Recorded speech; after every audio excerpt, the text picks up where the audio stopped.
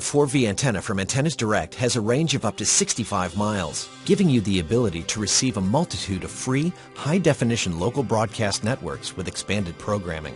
The ClearStream 4V can be installed in your attic or on your roof and comes with everything you see here. Today we will focus on exterior installation. You will need a Phillips head screwdriver, an adjustable wrench, a power drill with a 3/16 drill bit, ratcheting drivers sized 8 and 10 millimeters, and some coaxial cable, available at antennasdirect.com. First, attach each antenna base to the center of each reflector by clicking securely in place. Attach the crossbars to the back of the reflectors using the 1 5/8 threaded bolts. Position the loop elements so that the Antennas Direct logo on each is in the same orientation. Then, add each loop element to the antenna bases using the 3.5-inch bolts.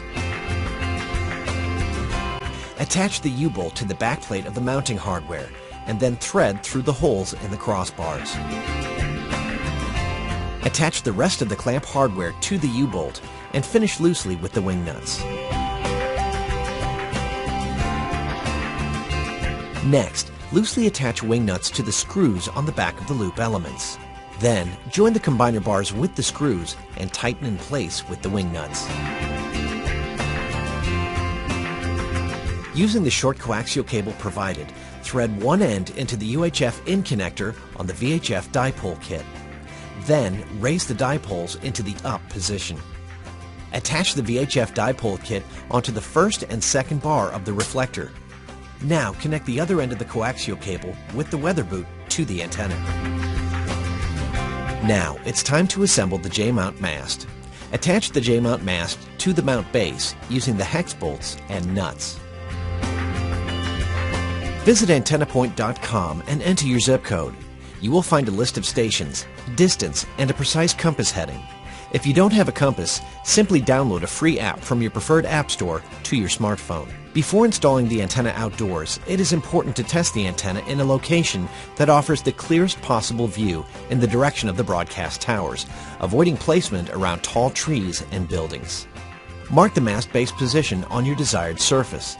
Then, drill a 1.5-inch deep hole with a 3/16 drill bit for each mounting bolt. Next, place ceiling pads over each drill hole. Push an indentation into each of the ceiling pads so that you can see where you drilled the holes. Then, place the base on top of the ceiling pads and use a ratchet or drill to tighten the bolts. Before installing your antenna, make sure the mast is adjusted so that it is vertical. Slide the antenna over the top of the mast and tighten loosely into place. Place the mount base end cap on the J-mount mast. Connect one end of your own coaxial cable into the UHF VHF out connector on the dipole kit and the other end into your television. Then, on your television, make sure that your input is set to antenna or air, and then scan for channels. If you are not receiving signals for the available channels, you may need to reposition your antenna and rescan. And that's it. You are now ready to receive free over-the-air television with unsurpassed quality compared to cable or satellite.